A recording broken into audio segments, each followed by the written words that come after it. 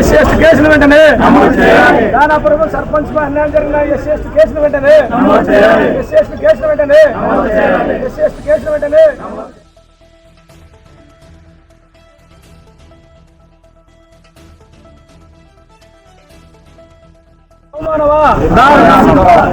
దారుణం ఎస్సీ ఎస్టీలకి ఇంత అవమానమా? ఎస్సీ ఎస్టీ కేసులు వెంటనే దానాపురం సర్పంచ్ అన్యాయం జరిగిన ఎస్సీ ఎస్టీ కేసులు వెంటనే ఎస్సీ ఎస్టీ కేసులు వెంటనే ఎస్సీ ఎస్టీ కేసులు వెంటనే.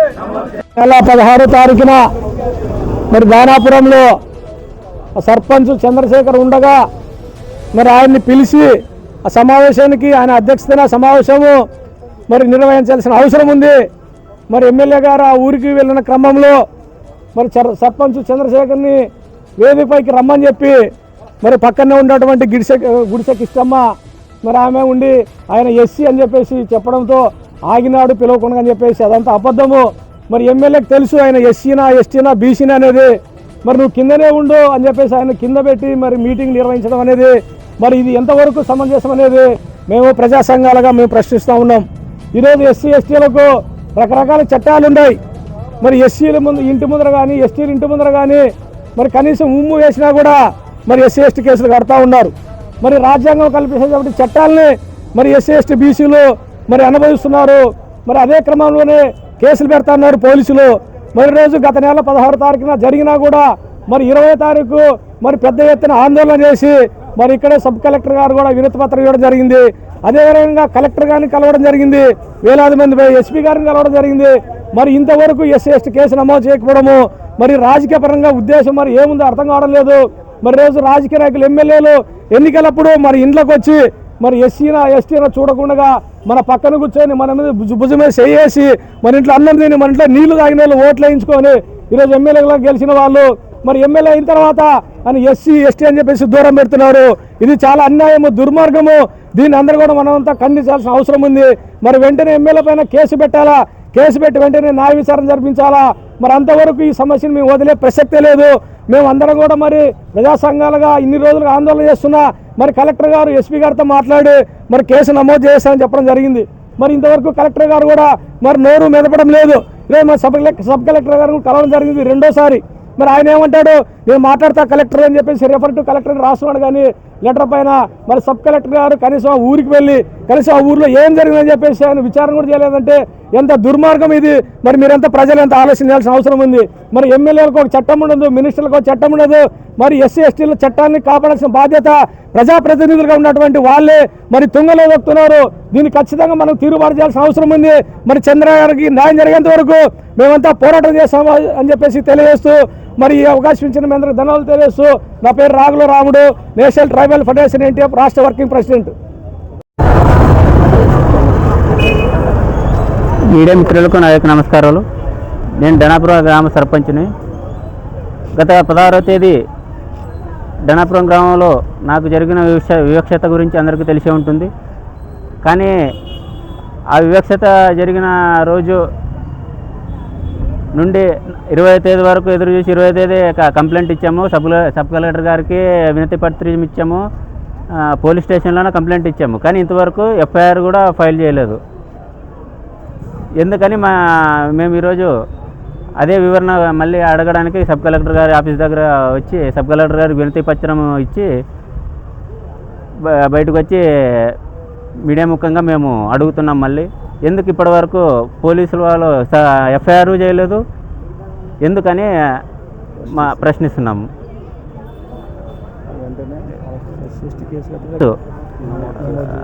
నమోదు చేసి ఎమ్మెల్యే గారి పైన గుడిసె కృష్ణమ్మ గారి పైన ఎస్సీ ఎస్టీ కేసు నమోదు చేసి నాకు న్యాయం చేయాలని కోరుతున్నాను. నా ధనాపురం సర్పంచ్ చంద్రశేఖర్. ఇక్కడికి వచ్చిన మీడియా మిత్రులకు మరియు ప్రజా సంఘాల నాయకులకు అదేవిధంగా ప్రతి ఒక్కరికి పేరు పేరున ధన్యవాదాలు.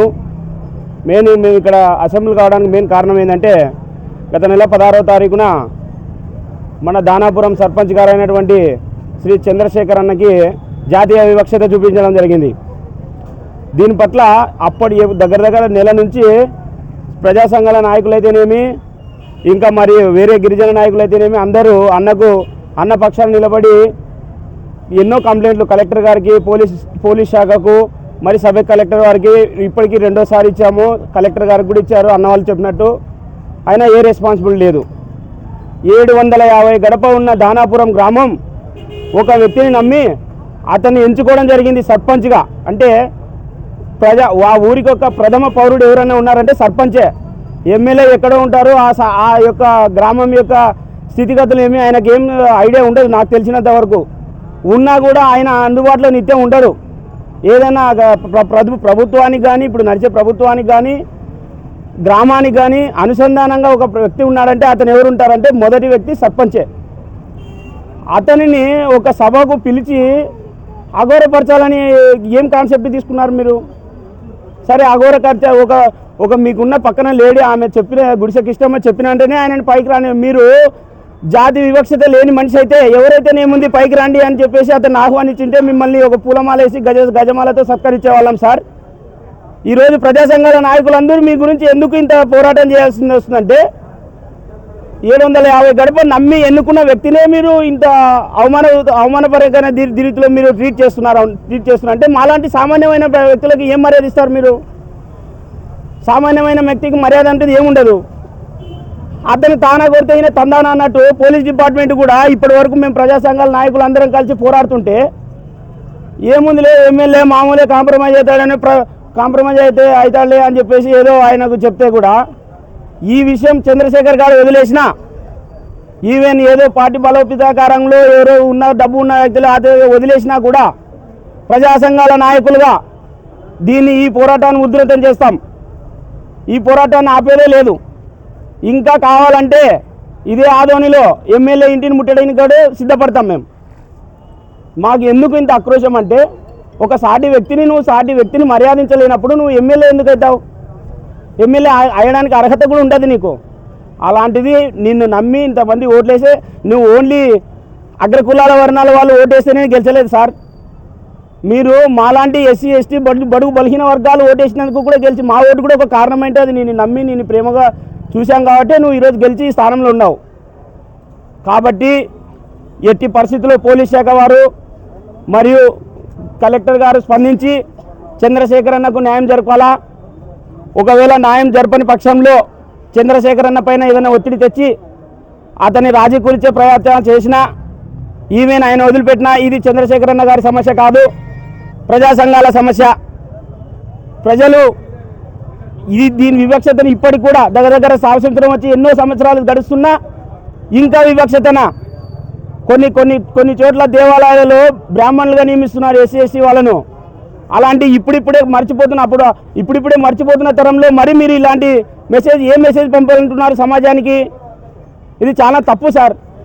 మీలాంటి ఉన్నతమైన వాళ్ళు మాలాంటి వాళ్ళని చేదోడుగా తెరిస్తే మేము ఇంకా ఉన్నత శిఖరాలకు అధిరోహించడం జరుగుతుంది. నిన్ను చూసుకొని ఇంకో 10 మంది రేపు పొద్దున మీరే చేశారు, నీకు ఎమ్మెల్యేనే మాట వింటారు మా అన్న చెప్పినట్టు ఇంతాక నీకే లేదు నాయన మాకేం చేస్తావు అంటే ఇప్పుడు మేము ఏం సమాధానం చెప్పాలి సార్? చెప్పలేం కదా. కాబట్టి ఎమ్మెల్యే గారు కూడా దీని పట్ల స్పందించడమే కాకుండా ఆయన తక్షణంగా ఆయన పట్ల ఆయనే వెళ్ళి కేసులో ముద్దాయిగా చేర్చుకొని ఎఫ్ఐఆర్ నమోదు చేసుకోవాలి సార్. ఇవాళ ఇది చేయని పక్షంలో మేము ఇంకా ఎమ్మెల్యే ఇంటిని ముట్టడించడానికి సిద్ధం. ఇంకా తదుపరి కార్యక్రమాలు చాలా వరకు పోనీయకుండా మీరు దీన్ని ఇక్కడితో స్టాప్ చేసి పోలీస్ డిపార్ట్మెంట్ వారిని కూడా సగౌరవంగా మేము అడిగేది ఏంటంటే దయచేసి మా యొక్క గిరిజన నాయకుడి పైన అవమానం జరిగింది కాబట్టి అవమానానికి ప్రతీకారంగా మీరు ఒక ఎఫ్ఐఆర్ కట్టడానికి ఏమైందండి? మీకు వచ్చిన ప్రాబ్లం ఏంది ఎఫ్ఐఆర్ కట్టడానికి? ఎమ్మెల్యేనా? ఆయన కూడా ఒక మనిషే. మాలాంటి ఆయన రేపు 5 ఏళ్ళు దాటితే పదవి విడిచిపోతే ఒక రెడ్డినో కాపునో కమ్మనో అవుతాడు అంతే. కాబట్టి దయచేసి పోలీస్ డిపార్ట్మెంట్ వారు చేతులు ఎత్తి నమస్కరిస్తూ కలెక్టర్ గారి సహాయంతో మీరు ఎఫ్ఐఆర్ నమోదు చేయాలని చెప్పేసి ఆశిస్తూ ఈ అవకాశం ఇచ్చిన ఇక్కడికి వచ్చిన ప్రజా సంఘ నాయకులందరికీ పేరు పేరున ధన్యవాదాలు తెలుపుకుంటూ మరొకసారి జై భీమ్.